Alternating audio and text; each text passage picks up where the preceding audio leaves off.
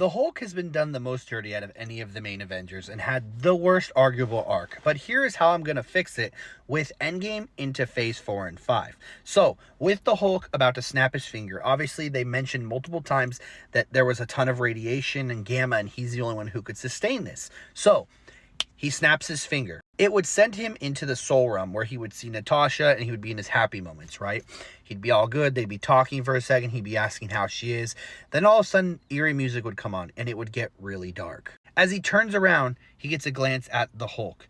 But the Hulk in this time is scared. The Hulk is saying he doesn't want the monster to come out. So Bruce is talking to him. They reach out to each other and he's like, "What monster, pal?"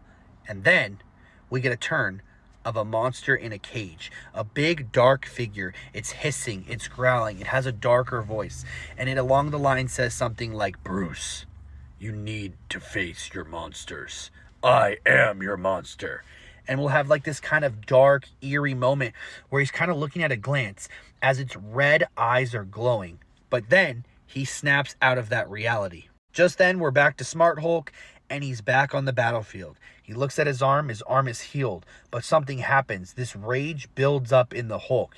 It kind of like flashes back and forth and goes into a blur, we see him actually topple Thanos with so much anger we have never, ever seen in the Hulk. Now, throughout the next phase, Hulk and Bruce Banner are being weird. We see them talking to themselves, working in the labs. We get post-credit scenes of him not okay. Something is building up. We constantly see flashbacks of him in his own mind as he's going by doors. We see Grey Hulk. We see, all these different Hulks and whatnot.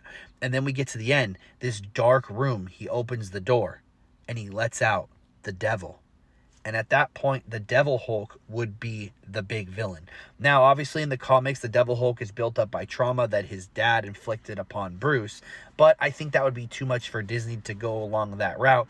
So they would make it just more of like he consumed so much gamma, it essentially drove him mad. And instead of doing Maestro, having the Devil Hulk being gross and eerie and constantly haunting Bruce in his dreams, to eventually actually coming out and forming its own personality, turning Bruce into the Devil Hulk and having him being the villain for a World War Hulk film, I think would be perfect. But that's just my 2 cents.